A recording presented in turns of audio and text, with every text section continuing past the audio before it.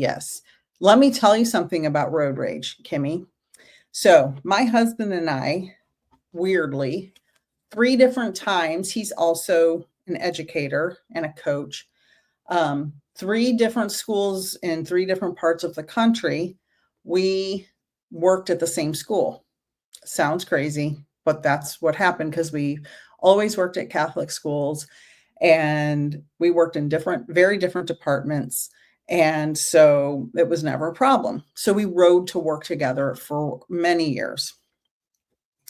And we lived in big cities some of those times. And we used to get so mad and say, why are these people so dumb and they're so terrible at driving and blah, blah, blah, blah, blah.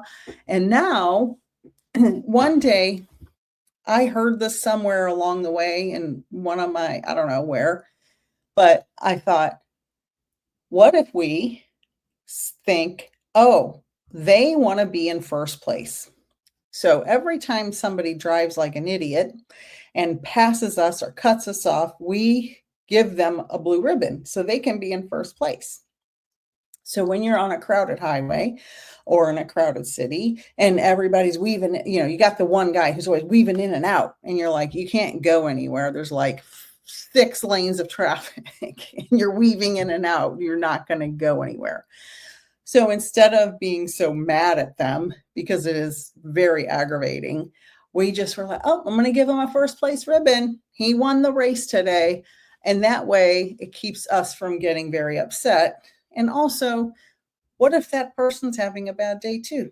Because I know when my husband and I, our youngest son, almost lost his life one time, and we had to rush him to the hospital. He was moments away from not living.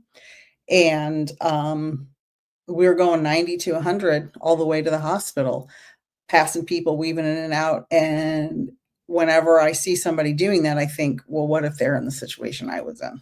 So, I think of that too. I'm trying very hard. I'm not perfect. I'm a person. I say bad words. I get irritated. The past couple days, I've been so irritated. I wanted to just scream just because sometimes life is irritating and you just get in a mood for some reason. Manx Girl said Monster-in-Law. Have you seen that movie? It's hilarious with Jane Fonda. I love Jane Fonda. All right. So high vibration is just love and gratitude. Love and gratitude. Put your ego aside. Stop judging. It's when you observe that you're judging, it really changes your perspective of you judging. When you're like, oh, crap. Like, when you're a young woman and you're physically fit, that's great. You don't really think too much about other women's bodies because you're fit. Then you get older and you have a couple kids and then you get maybe an autoimmune disease and your body just isn't the way it used to be. And then you find yourself judging women who are fit when you're trying to be fit, but you're not as fit as you want to be.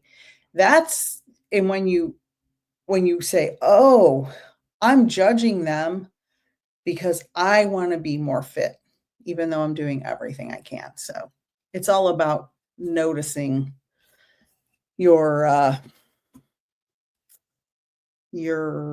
judgments. Observe your judgments and ask yourself, why? Think about it. Kimmy said, I love that. You're right. We have no idea what another's shoes feel like and never will. They won't fit. Right. Speaking of that, I was watching an Oprah show years ago. And there was a woman in her audience who was talking about, there was some kind of auction where they were like auctioning off some of Oprah's clothes and shoes and something for some reason. And Oprah wears like a size 10 shoe, a larger shoe than this woman was very petite that was speaking. And she said, I remember I bought those shoes. It was the only thing I could afford. It was like $15 at the auction or something. And she said, whenever I'm down, even though I don't fit in those shoes, I get them out of my closet and I stand in your shoes. And I think if Oprah could get through all of that, I can get through this. And I thought, that's pretty powerful.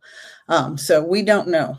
We don't know what anybody else is going through until we stand in their shoes.